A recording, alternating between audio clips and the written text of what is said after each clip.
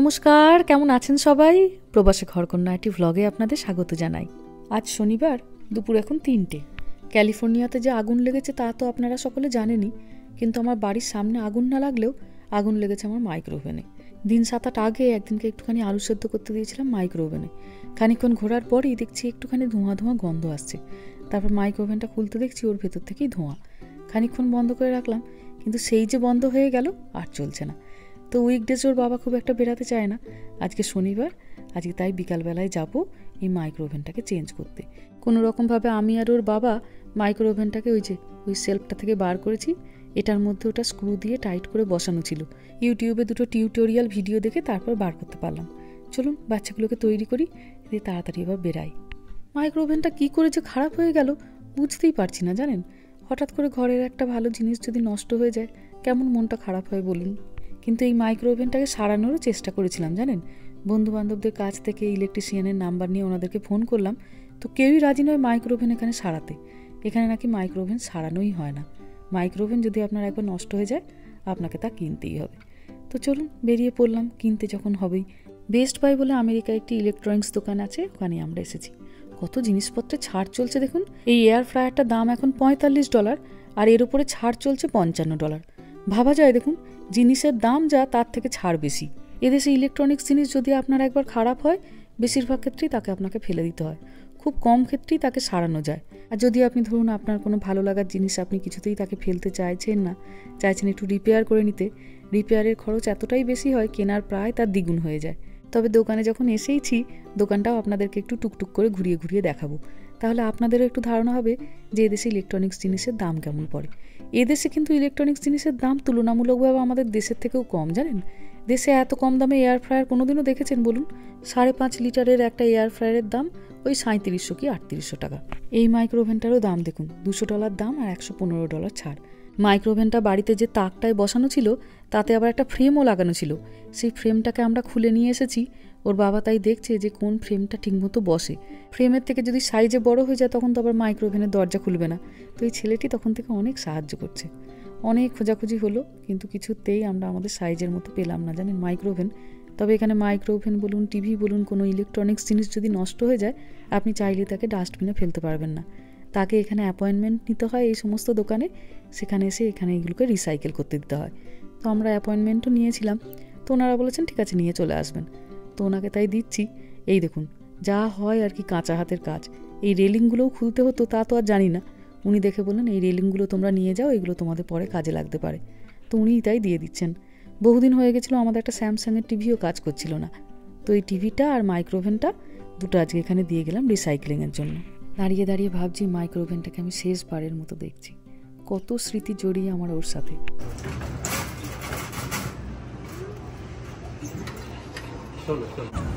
এত মনটা খারাপ লাগছে।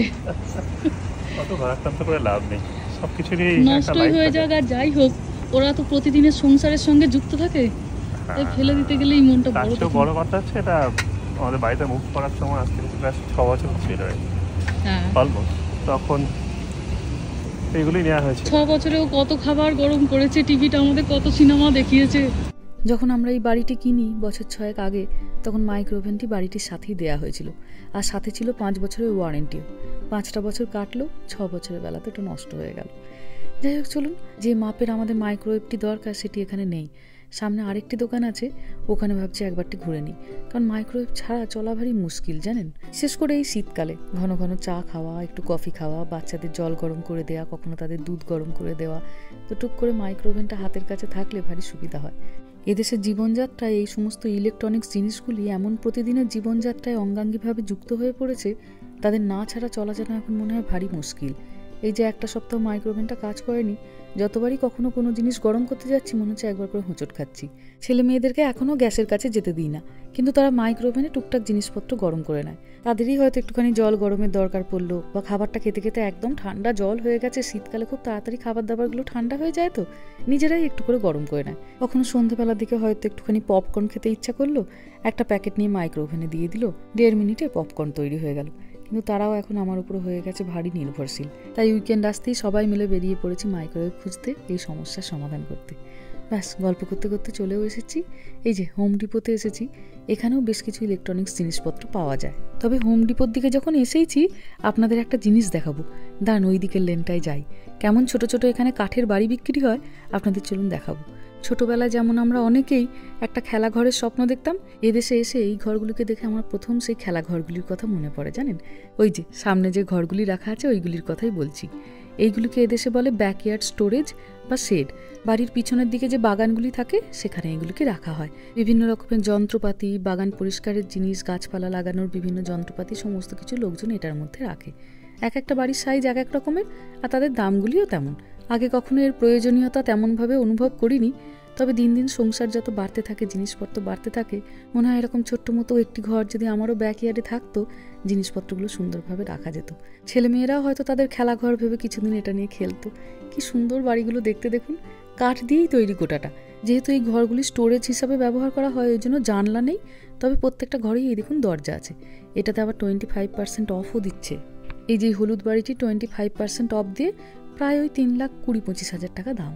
এই সবুজ বাড়িটিও ভারী সুন্দর লাগছে দেখতে, দেখুন। এটার দাম প্রায় $4,500।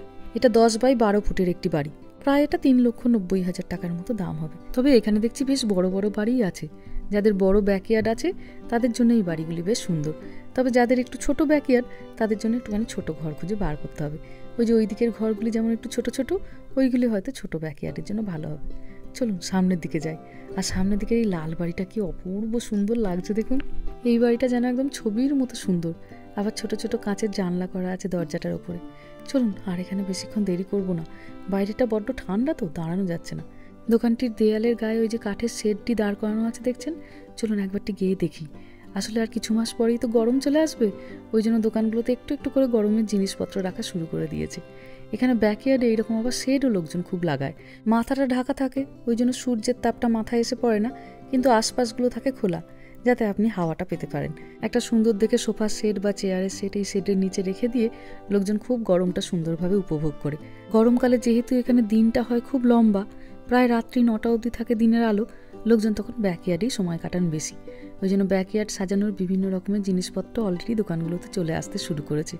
বিভিন্ন মাপের আছে দেখুন।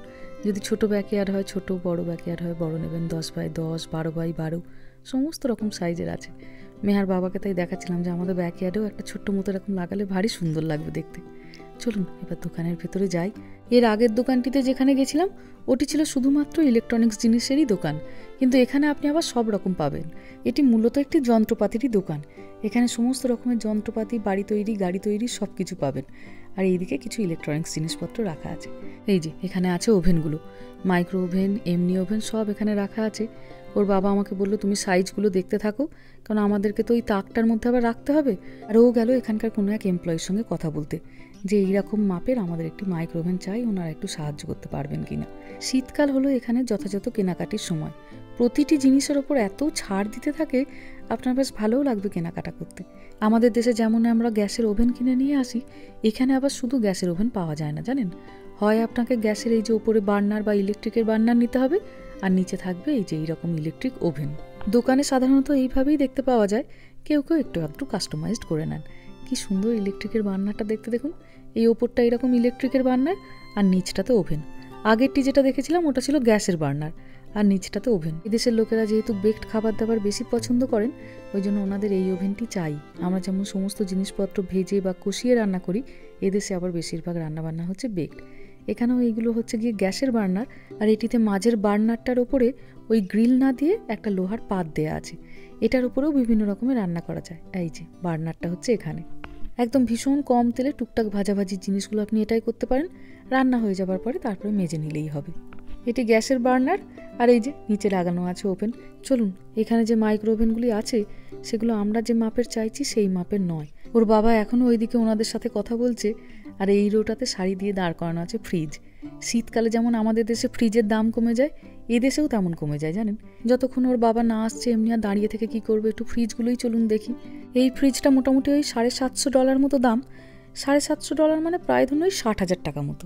কতটা লম্বা দেখুন, অনেকগুলো এখানে তাক দেওয়া আছে। আর এই ফ্রিজটাকে বলতাম অ্যাপার্টমেন্ট ফ্রিজ। যতগুলো অ্যাপার্টমেন্টে আমরা ঘুরেছি, অ্যাপার্টমেন্টে এই ফ্রিজগুলোকে দেওয়া হয়। এটা মোটামুটি ধরুন ওই $520 মতো দাম। $520 মানে প্রায় ধরুন 40,000 টাকা মতো দাম পড়বে। এটার ওপরটাতে আছে ফ্রিজারটা একটু ছোট, তবে নর্মাল যে ফ্রিজটা হয় এই যে এটা বেশ বড়। চলুন দেখি ওর বাবা কি করছে। বাচ্চাগুলোর খিদে পেয়ে গেছে। এরপরে এখান থেকে যাব আবার ইন্ডিয়া বাজার, সারা সপ্তাহে বাজার দোকান নেবো, তারপরে বাড়ি ফেরা। সত্যি শীতকাল বলে কত দাম পড়ে গেছে। এই বিশাল বড় ফ্রিজটা আবার কিচেন এডের, দাম হয়েছে মাত্র $16। $16 মানে প্রায় ধরুন 1,40,000 টাকা মতো। দান একবার ভেতরটা খুলে দেখি। তবে এটাই ফিল্টার নেই, পাশের ফ্রিজটাতে ফিল্টার আছে। দান ভেতরটা দেখি। বোতল রাখার আবার কি সুন্দর র্যাকও দেওয়া আছে দেখুন। বাগানের ওই একটা বাল্ব চেঞ্জ করব বলে সাথে করে একটি স্যাম্পেল হিসাবে খুলে নিয়ে এসেছি, ওটাই আমার হাতে। অনেকটা স্টোরেজ ভেতরে। ওই যে ওর বাবা চলে এসেছে, চলুন দেখি কি বলল। অনেকক্ষণ ধরে তো কথাবার্তা বলছিল। না, এই দোকানেও হলো না জানেন। ওনারা বলছেন 5-6 বছরের পুরনো মডেল তো, ওটা নাকি আর অ্যাভেলেবেল নেই। বুঝুন কাণ্ড। এবার নাকি এই তাকটাকে হয় কেটে বড় করতে হবে, আর না হলে ওটাকে একটা নর্মাল ওই সেলফ বানিয়ে দিয়ে কাউন্টারের ওপর রাখতে হবে। চলুন, একটা কাজ অন্তত হয়েছে, বাগানের লাইটটি পাওয়া গেছে। সেটুকুনি বিল করিয়ে নিয়ে তারপর এবার ইন্ডিয়া বাজারের দিকে একবার যাই। ওর বাবার সব থেকে প্রিয় কাজ। এই যে আকাশটা আপনাদের একবার দেখিয়ে দিই। চলুন, এখানেও হলো না, তো ফিরে যাওয়াই হবে। হ্যাঁ, না এই বাড়িগুলো কোথায় ছিল?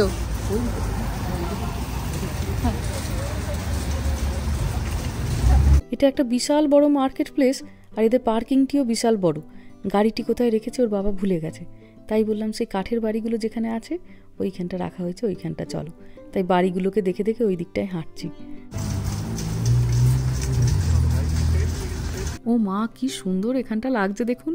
আবার এই লাল বাড়িটার পাশে একটি লাল টুকটুকি গাড়ি এসে এখানে পার্ক করেছে, একবারে সেই স্বপ্নের মতনই সুন্দর।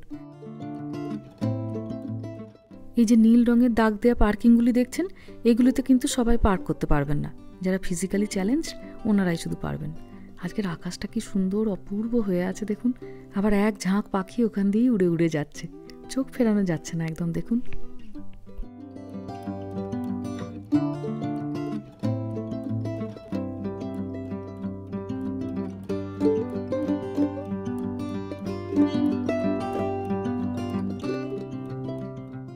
চলে এসেছি ইন্ডিয়া বাজারে। নেওয়া হয়েছে একটু গরম গরম সিঙ্গারা আর চা। এই যে মাইক্রোওয়েভ পেলাম না, কিন্তু এই 1 কাপ গরম চা সিঙ্গারাতে যেন মনে হলো দুঃখটা অনেকটাই লাঘব হলো। রামা অসম্ভব সিঙ্গারা খেতে ভালোবাসে, ওই জন্য গরম নিয়েই কামড় দিতে শুরু করে দিয়েছে। আর আমার গ্লাসটারই শেষের 2 চুমুক চা নিয়ে নিয়ে খাচ্ছে দেখুন। আমরাও ছোটোবেলায় এরকমই করতাম জানেন। যখন আমার মা চায়ের কাপটা নিয়ে বসে থাকতো, হাঁ করে বসে থাকতাম, শেষে 2 চুমুক চা আমি খেয়ে নেবো, নাহলে আমার বোন খেয়ে নেবে। সত্যি সত্যিই ছেলেমেয়েরা মা বাবাদের ছোটোবেলার দর্পণ হয়। ছোটোবেলাটা বেশ খানিকটা হয়তো ভুলেই গিয়েছি, কিন্তু ওদের কাজকর্মগুলো দেখে দেখে আবার যেন সেগুলো একটু একটু করে মনে পড়ে। এই যে আমি একটুখানি ফুচকা নিয়েছি, এদের দোকানে ফুচকা পাওয়া যায়, তবে আলু নয়, এই ঘুগনি আর টক জল দিয়ে ফুচকা। এখানে যেহেতু বেশিরভাগ ইন্ডিয়ান বাজারগুলি হয় দক্ষিণ ভারতীয়দের, নাহলে পাঞ্জাবিদের, নাহলে গুজরাটিদের, তাই আমরা বাঙালিরা যেরকমভাবে ফুচকা খাই সেই ফুচকাটা খুব একটা পাওয়া যায় না। ওই জন্যই বাড়িতে বানাই, ওই মাঝে মাঝে বানাই, একদম মন খুশি করে একদম সেদিনের রাতে ডিনারে ফুচকাই খেয়ে নিই। তবে আলু না দিলেও ঘুগনিটা অনেকটা দিয়েছে দেখুন, 1 বাটি ভর্তি, আর 1 বাটি ভর্তি টক জলও দিয়েছেন। $7 মতো দাম নিয়েছেন এই প্লেটটার। $7 মানে প্রায় ধরুন ওই 550 টাকা মতো। চলুন, হয়ে গেছে সকলের খাওয়া দাওয়া। এবার অল্প সারা সপ্তাহের বাজার দোকান তুলে নিয়ে তারপরে বাড়ির পথ ধরবো। ছেলেমেয়েরা এখন বড় হয়ে গেছে তো, বাজার দোকানে এখন ওরা খুব সাহায্য করে। রামা ওইদিকে ওর বাবার সঙ্গে আলু নিচ্ছে, টমেটো নিচ্ছে, মেহা এদিকে শাক পাতাগুলো নিচ্ছে। যাই হোক, চলুন ধীরে সুস্থে এবার বাড়ি ফিরি। ভিডিওটাও তাহলে আজকে এখানেই শেষ করছি। সবাই ভালো থাকবেন, সুস্থ থাকবেন, সাবধানে থাকবেন। আর ব্লগটা কেমন লাগলো সেটা আমাকে অবশ্যই কমেন্টে জানাবেন। ভালো লাগলে একটা লাইক করে দেবেন। সবাই ভালো থাকবেন, সুস্থ থাকবেন, সাবধানে থাকবেন। দেখা হবে খুব শিগগিরই পরের একটা ব্লগে।